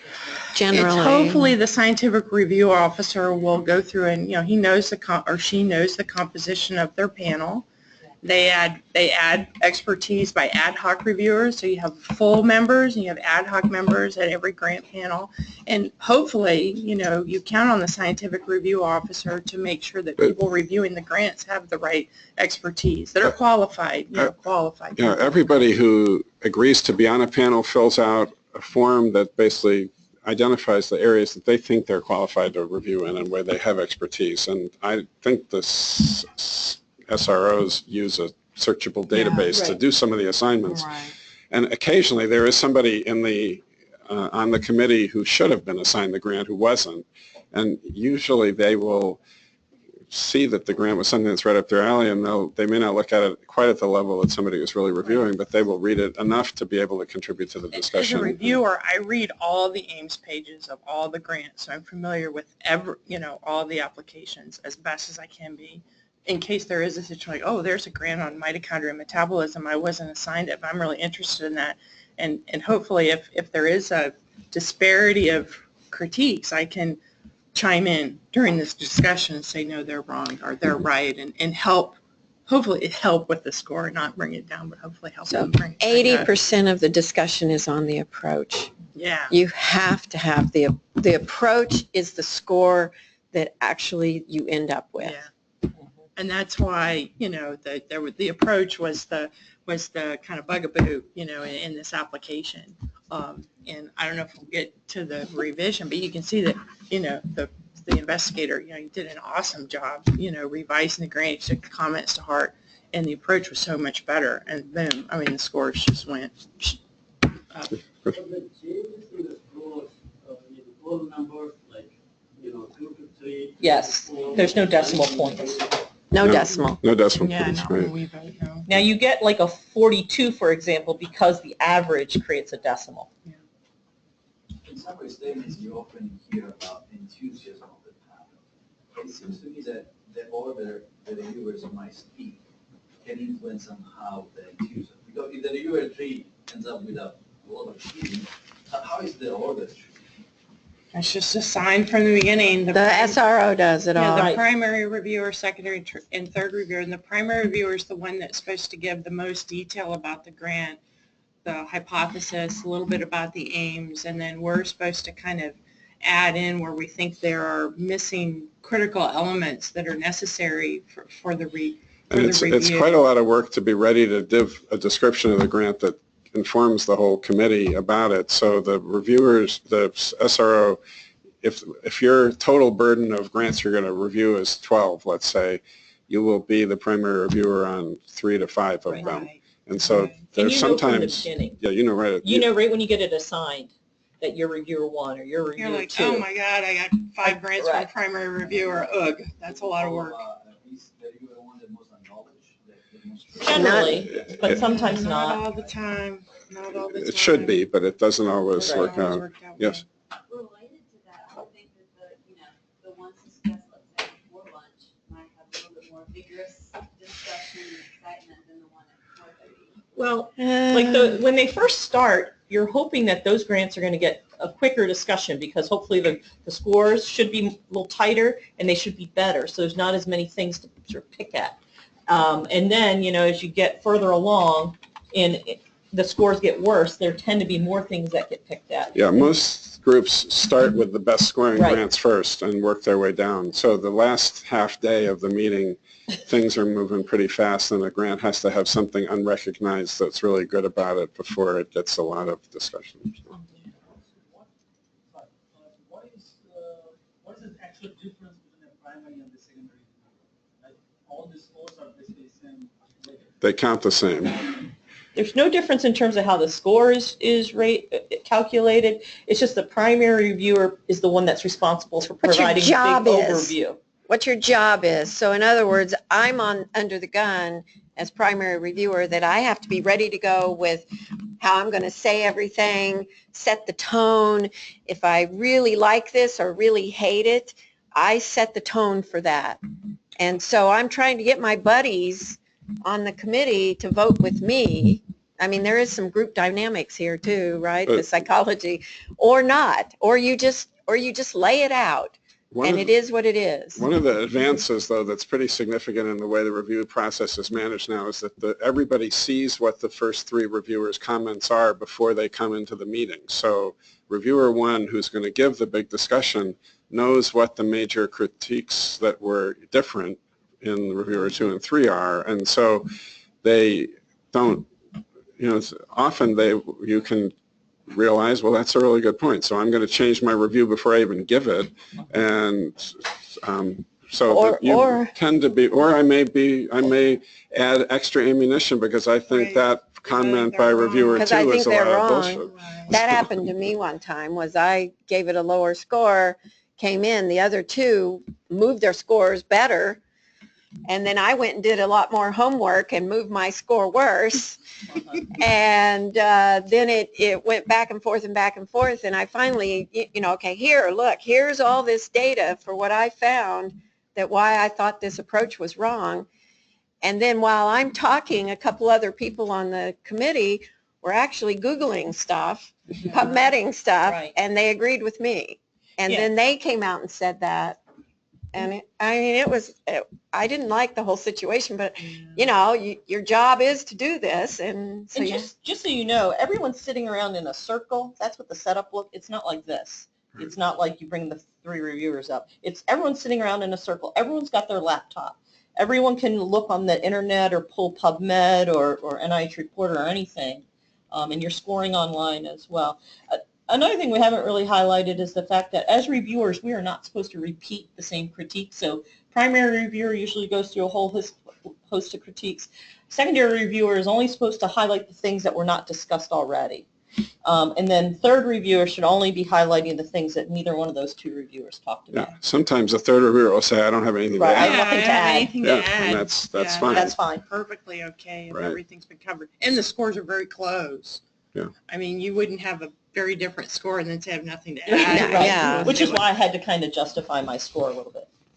Do ad hoc reviewers have votes? Yes. Total. On their All of grant, them. but No. also on the other grants Yep. that are. Everything. They're The like a ones- regular member. The ones that they sit in on, yes. Now, you have to be present in order to vote. Like, if you have a meeting, you have to leave, or, like, I don't know, sometimes the ad hoc people are only on for half a day, or they're by phone.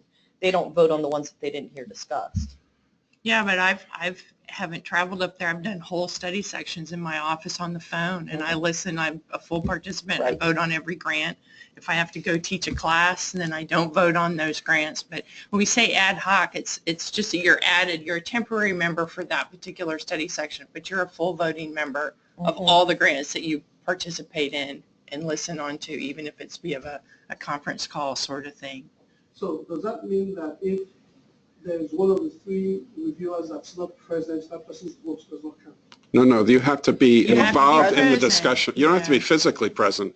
Yeah, if you're on the phone, that you vote like you're there. Sometimes there are mail-in reviews just because the person is unavailable at the time of the study section. Maybe they're traveling, but they have the specific expertise that wants. But mail-in reviews are very rare, Yeah. and those get read, by the chair of the study section. He will read the mail-in review with the scores, but those are pretty rare. But Very rare. But yeah, you'll have people on the phone during the study section. Most times, there's always somebody on the phone in reviews. So we've had a little more robust discussion than I had thought we might so far. So Dr. Cropsey has to teach in 10 minutes. So I don't have to teach, but let's just okay, finish this up. So we're going to go on to the review of the revision, and the only thing I want to say in advance is that it's sometimes if the revision comes back as quickly as possible as it can physically, then it may be reviewed by the same people on the study section. It doesn't have to be. In this case, the reviewers that we have the same reviewers here, but they're not actually the reviewers who reviewed. We don't know who reviewed the grant, but pretty clearly reviewer 3 wasn't the reviewer 3 of the first review because the scoring was very different. So anyway, I think the way the resubmission works is that you're given one extra page to respond specifically to the review, not necessarily to make all the changes that you're going to make, but to talk about how you have responded to the review. So you can say, the review said I should have refocused this aim, and you say that you've made major refocusing of the aim, and then in your submission, you highlight the areas of the submission that are different from the way they were in the past. And so key thing is occasionally you will feel like a reviewer is dead wrong. Most of the time where they appear to be wrong, it's because you didn't explain things adequately the first time through. So you always thank the reviewers for being very helpful. You always acknowledge that you've made the changes in response to what the review was and that has strengthened your grant, and you appreciate their help. And then you list the things that you've done differently. If you come up with something that you think is really wrong, you are wise to sort of preface your comments by saying, reviewer so-and-so felt X about this application. I realize that I didn't explain adequately the experiments, but here is why the general concept is correct, and here's how I'm going to do it differently, describe it differently, and then you go through your response. But never start writing your revision the day you read the review. Give yourself a little time to get some distance from it, get over being really upset, and try to think about the ways you can constructively respond to the application. When grants or resubmissions There is still a primary reviewer who gives a description of the grant application, but often they don't give as much information. They summarize why it was really significant, what the original level of enthusiasm was.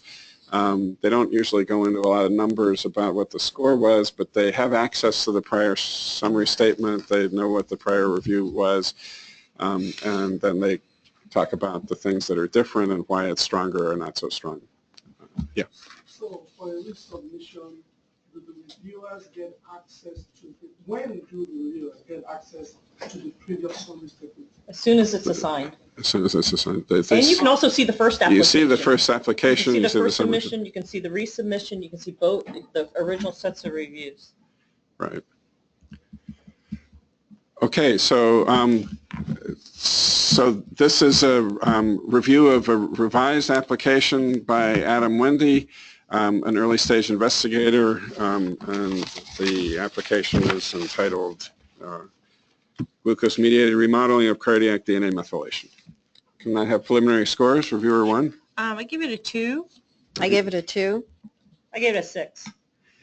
Okay, so we have a significant spread, so we'll go through the discussion. Reviewer 1? Sure. So again, it's a revised application to look at the role of glycemic memory in diabetic heart disease. The PI, I think the original submission, the PI was criticized for formatting of the application, a lack of key experimental details. Many of them were missing.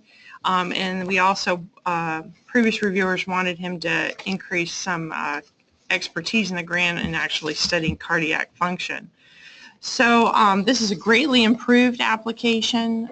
Again, the PI has really taken the comments from the previous critique to heart. He's dramatically revised the application. He's removed the exercise studies that we thought were very diffuse and distracted from the project before.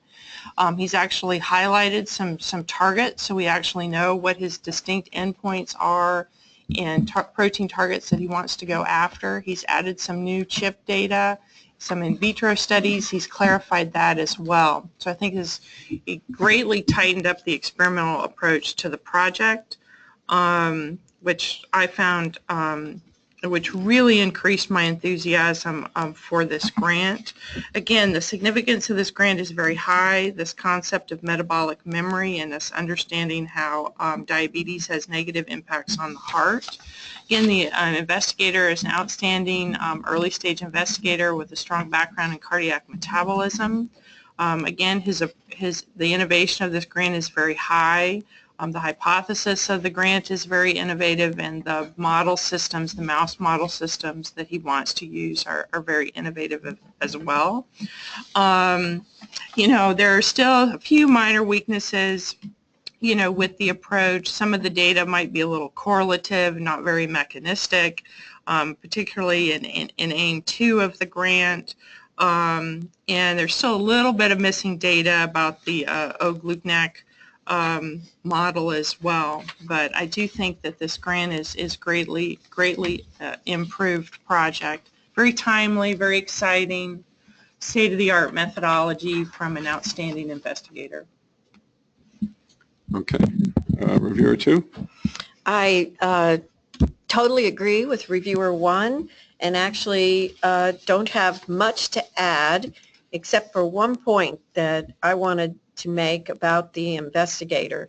He lists 40 publications, but only 5 as first author, and 2 of those 5 are reviews.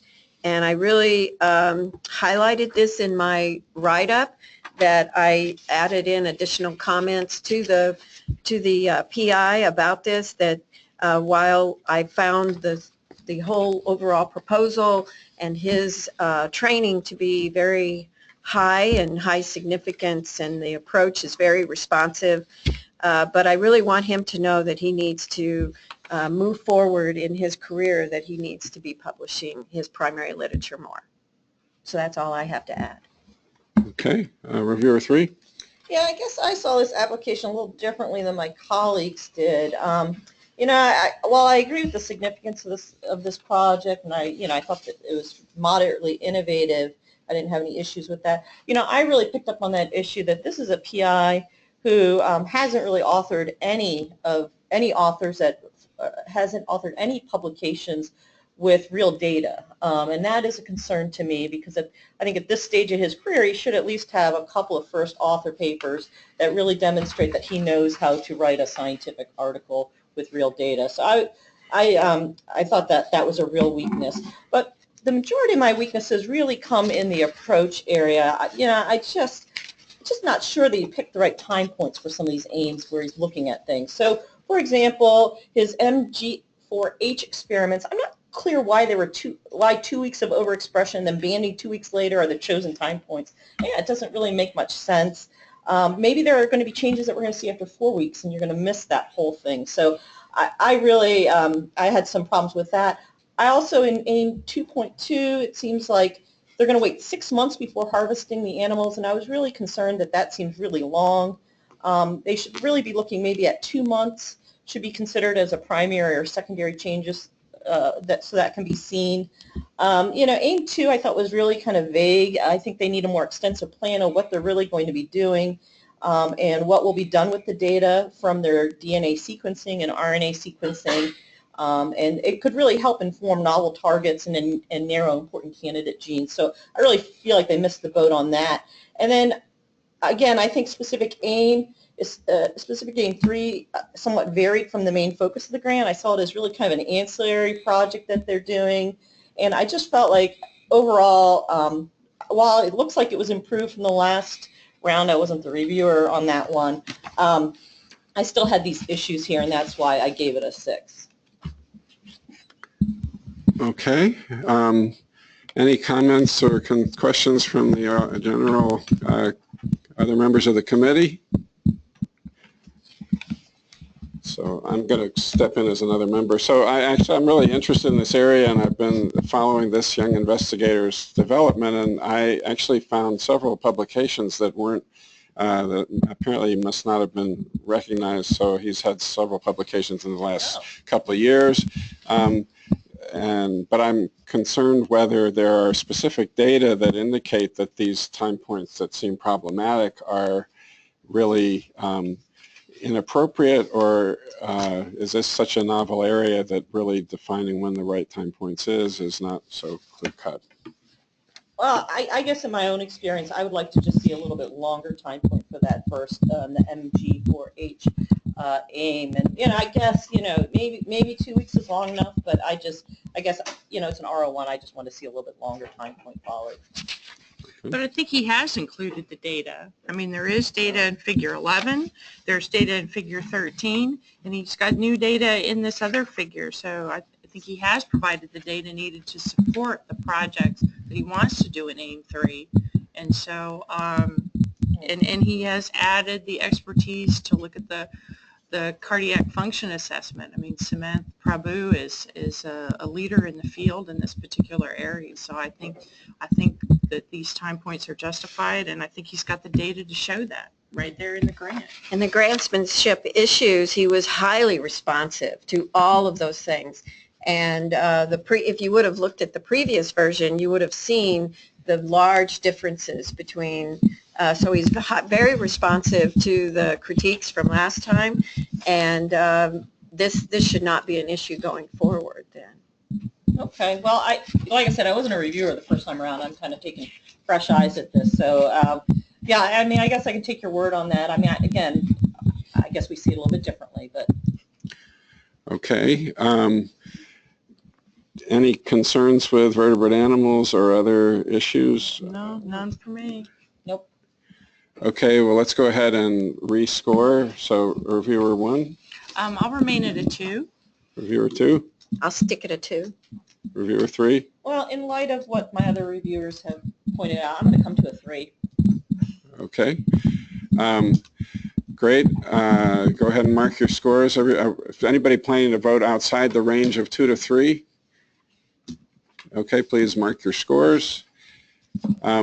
Just want to make sure were the issues of authentication of reagents adequately addressed?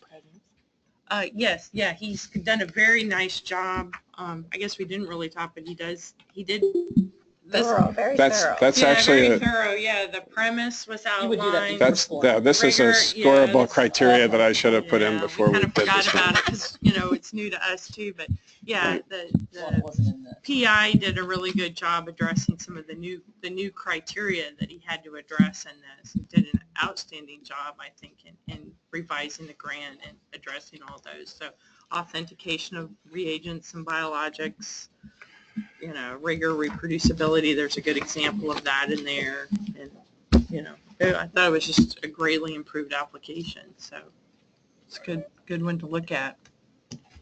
Okay, so before we break, so if you looked at the summary statement here, I was puzzled about it because the scores, so you see the scores. Now, when people change their score, they should revise the scores that are on the computer system to be consistent with what their final review comments are.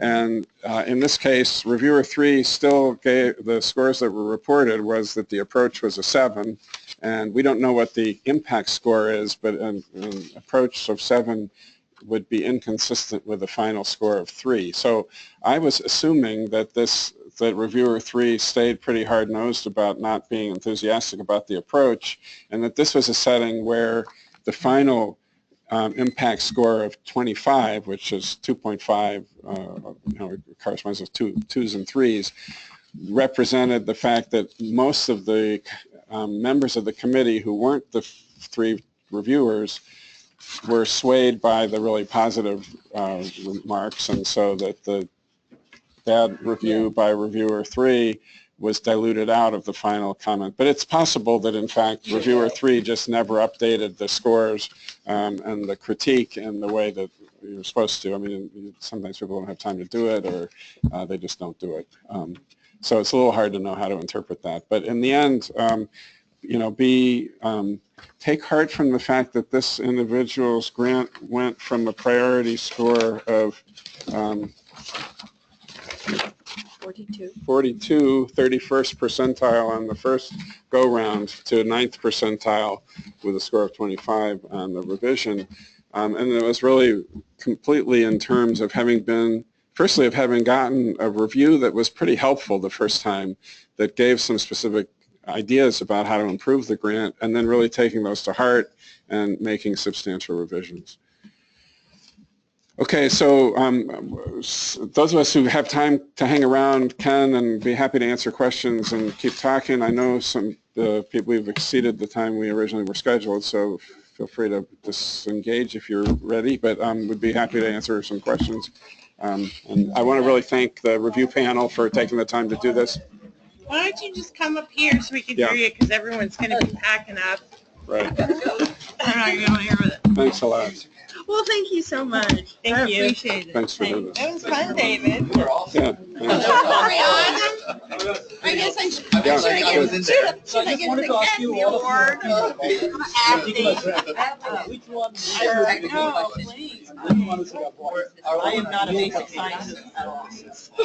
I will leave them in the other review. So This particular grant, what is your in your opinion, what I should mimic it in my own grant? So I think the description of significance was in the final version was about the right amount. So you need to really make it, a page. And you can, I think there are instructions that say you're going to use up to 2 pages for significance, but usually 3/4 to a page and a quarter is about right. If you can, I think you need to give something about the state of the field and where there have been barriers to progress and why this is